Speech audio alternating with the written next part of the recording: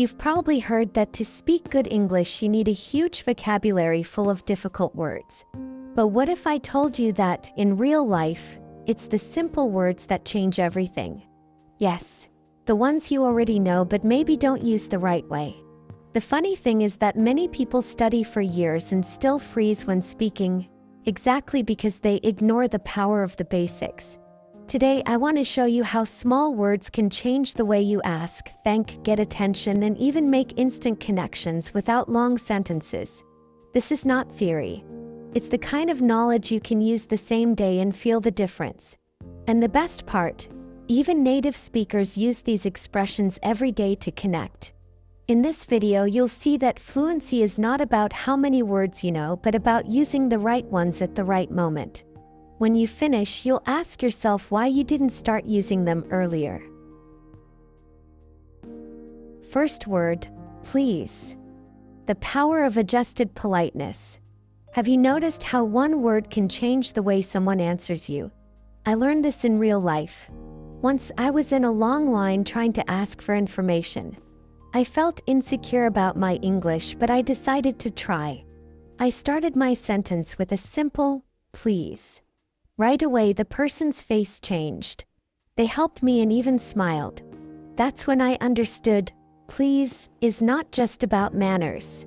It's a key that makes any request easier to accept. Later, I noticed that using please at the start or at the end of a sentence gives different results, but both are good. When I said, please, can you help me? At the beginning, I got more attention. When I said, can you help me, please? At the end, it sounded softer. My accent didn't matter, and even mistakes in the middle of the sentence went unnoticed. The focus was on the polite tone, not perfect grammar. You can use please anywhere. Ordering coffee, asking for directions, sending a work message, or even in an online game. The more you use it, the more natural it feels. And this polite connection grows even more when you learn to thank the right way. Second term, thank you and thanks. Gratitude that brings people closer. I used to think saying thank you in English was automatic. But one day I saw it wasn't. I noticed that sometimes I just took what I needed and left without saying anything. So I decided to change. Every time someone helped me even a little, I looked them in the eye and said, thank you, or thanks. At first, it felt like I was making an effort. Soon it became natural. The difference came fast. When I used thank you, the tone felt more serious. Perfect for meetings or when I wanted to show respect. Thanks felt lighter. Great for casual talks or quick daily moments. Later, I started using variations like thanks a lot when I felt relieved or thank you so much when something was special for me. The interesting part, thanking made me notice other people's gestures more. It made me more present in the moment and more aware of what I was receiving. And when you're in this state, conversations flow differently. You open space for something beyond just thanks. That's connected to another skill, knowing how to admit mistakes without closing the conversation. Third expression, sorry. How to apologize naturally. I've been in situations where I said something wrong in English and felt my face get hot.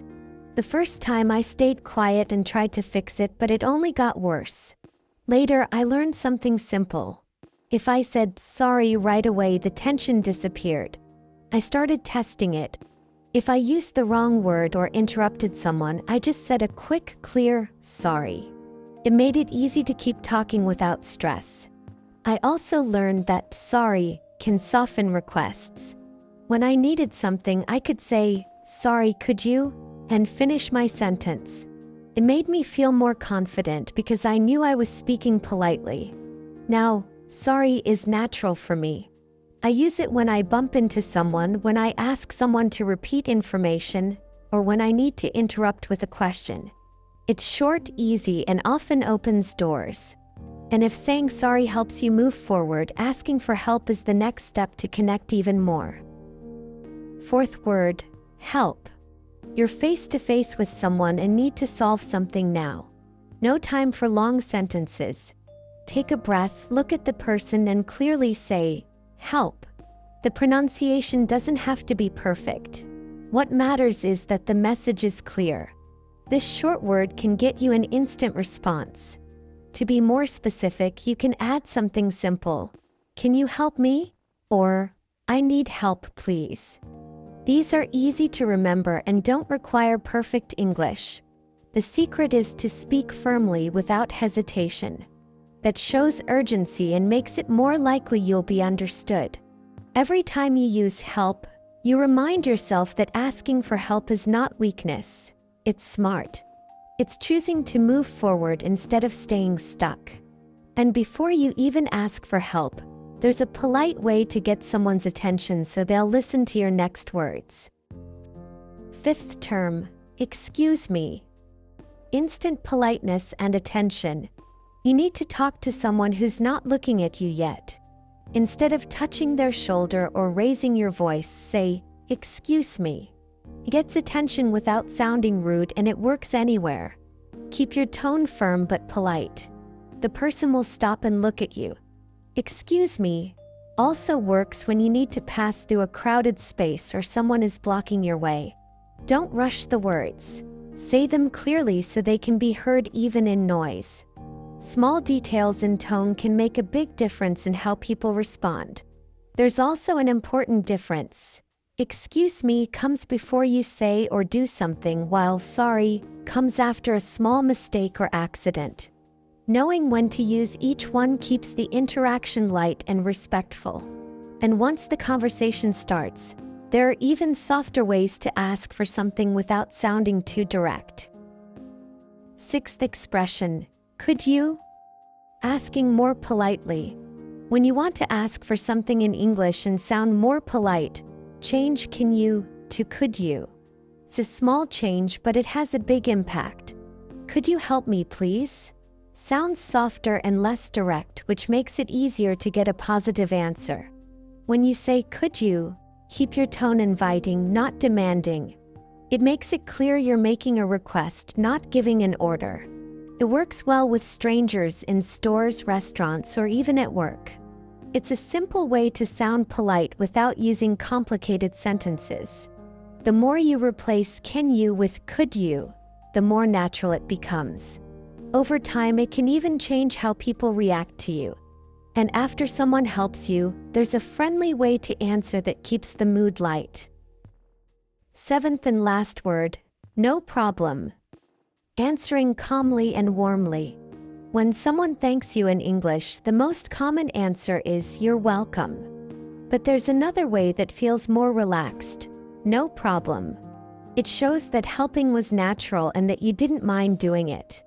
It's simple, but it changes the energy of the conversation, making it warmer. When you say, "no problem," keep your tone friendly and open. It makes the other person feel comfortable to keep talking instead of ending the conversation right there. It shows you're easy to talk to and that the moment, even if short, was positive. With time, this answer will come out naturally. And you'll notice how small word choices can change the way you connect with people. When you combine this habit with all the other expressions you learned, you'll see that emotional fluency is as important as grammar fluency. Now you know these words and how to use them. The choice is yours.